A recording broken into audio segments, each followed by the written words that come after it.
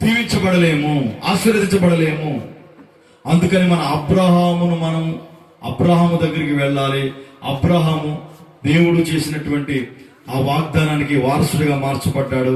దేవుడు వాగ్దానం చేశాడు, అబ్రహామును పెక్కుమందేటట్లుగా చేశాడు, గొప్పవాడిగా ఆశీర్వదించాడు, సంతానాన్ని అనుగ్రహించాడు, సమస్తాన్ని ఆయనకి అనుగ్రహించి గొప్పవాడేటట్లుగా చేశాడు. దేవునికి స్తోత్రం. అందుకని ఎలియాజరు సాక్ష్యం ఇస్తూ ఉన్నాడు. చూడ మన గురించి కూడా దేవుడు సాక్ష్యం ఇవ్వాలి. ఒరే, మందిరానికి వెళుతూ ఉన్నారు, ఒకప్పుడు ఈ పరిస్థితి ఎట్లా ఉండేది వీళ్ళకి, కానీ ఈ రోజును దేవుడు ఆశీర్వదించాడు. ఒకటి పూరు గుడిసే, ఈరోజు దేవుడు మంచి ఇంటినిచ్చాడు. ప్రభు నమ్ముకోక ముందు ఒకప్పుడు ఈ పరిస్థితి ఇది, కానీ దేవుడు ఈ విధంగా ఆశీర్వదించాడని నీ కొరకు ఇతరులు సాక్ష్యం చెప్పాలి. హల్లెలూయా. అప్పు ఇచ్చేవారుగా ఉండాలి. మనం ఎలా ఉండాలి?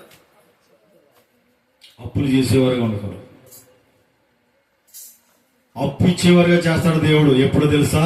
ఆయన విశ్వాసం వచ్చినప్పుడు. 10 మందికి పెట్టేటట్లుగా చేస్తాడు దేవుడు. ఎప్పుడో తెలుసా?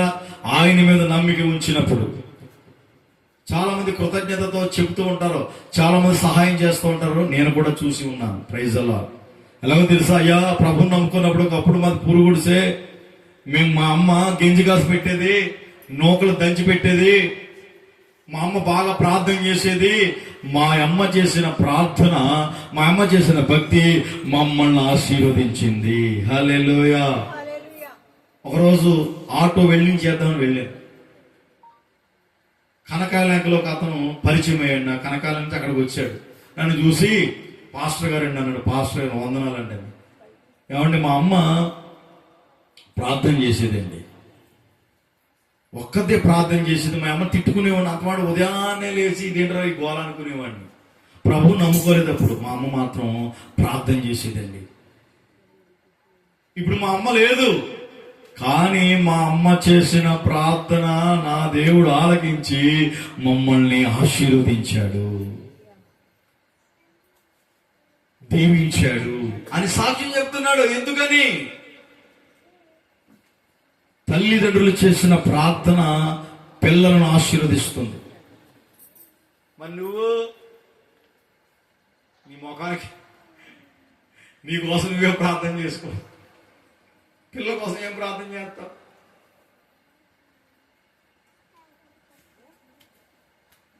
నీ ప్రార్థన నీ పిల్లలను ఆశీర్వదించినట్లుగా చేయాలి. మరి ప్రార్థన చేయగలుగుతున్నావా? ప్రభుని అడగలుగుతున్నావా? గోజాడుతున్నావా? లేకపోతే నీ నచ్చిన రూట్లు వెళ్ళిపోయి నచ్చినట్లుగా ప్రవర్తిస్తూ ఉన్నావా? దేవుడు ఎక్కిరింపబడడు. ఆయన నామం ఏమీ ఎక్కిరింపబడదు. ఆయన నమ్మిన వారిని ఆయన మెండుగా ఆశీర్వదిస్తాడు, గొప్పవాడుగా చేస్తాడు. హల్లెలూయా. కనుక మనం ఏం చేయాలంటే, మన కుటుంబం ఆశీర్వదించబడాలంటే స్త్రీ ఉదయాన్నే లేచి ప్రార్థన చేయాలి. ప్రార్థన చేస్తే నీ పిల్లలు ఆశీర్వదించబడతారు. నీ పిల్లల్ని ఏ మార్గాలు నడిపించుకోగలగాలో నువ్వు నడిపించుకోగలుగుతావు. జ్ఞానంతో, వివేకంతో కుటుంబాన్ని ఏలుకోగలుగుతావు. ప్రైజ్ అల్లాహ్. అందుకని స్త్రీ కోసం చెప్పాడు పౌలు గారు, నువ్వు కుటుంబ యజమానురాలే ఉండాలి, కుటుంబాన్ని ఏలుకోవాలి, పిల్లల్ని ఏలుకోవాలి, భర్తను ఏలుకోవాలి జ్ఞానముతో. సామెతలు 31వ అధ్యాయం చదివితే, జ్ఞానం కలిగిన స్త్రీ తన ఇల్లును కడుతుంది. జ్ఞానం లేని స్త్రీ ఏం చేస్తుంది? తాటెగిలి పీకి పొయ్యిలో పెడతాయి. అర్థమైంది? టీ కాసుకోవడానికి. ప్రైజ్ అల్లాహ్.